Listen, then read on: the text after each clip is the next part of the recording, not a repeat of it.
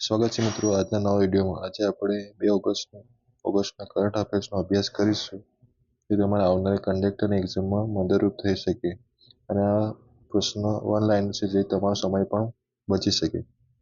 પ્રશ્ન number 1, Pandit Deendayal Upadhyay telecom exchange award 2025 કઈ બે સંસ્થાને આપવામાં આવ્યો છે?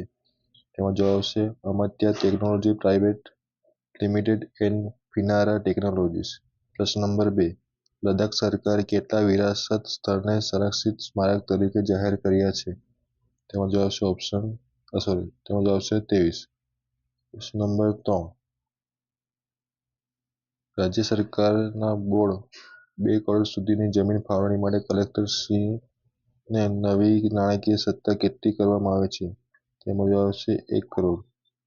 પ્રશ્ન નંબર 4, જુલાઈ 2026માં રાષ્ટ્રીય લઘુમતી આયોગના અધ્યક્ષ તરીકે કોની નિમણૂક કરવામાં આવી છે? તેમાં જવાબ આવશે હરજીતસિંહ ગ્રેવાલ.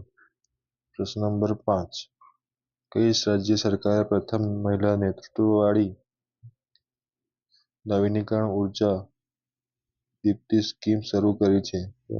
જવાબ આવશે છત્તીસગઢ. પ્રશ્ન નંબર 6, ભારતનું પ્રથમ ટેલિકોમ મેન્યુફેક્ચરિંગ ઝોન ક્યાં આવેલું છે? જવાબ આવશે ગ્વાલિયર. પ્રશ્ન નંબર 7, વિશ્વ ફેફસા કેન્સર દિવસ ક્યારે ઉજવાય છે?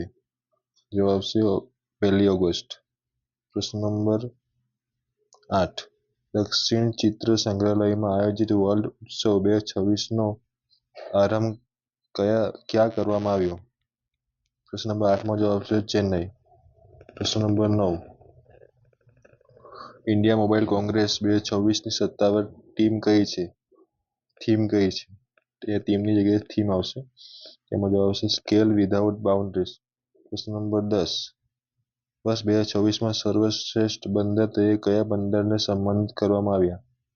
તેમાં જવાબ આવશે દીનદયાળ બંદર. જો તમને આ વિડીયો પસંદ આવતો હોય તો તમે આ વિડીયોને લાઇક, શેર અને ચેનલને સબસ્ક્રાઈબ કરજો.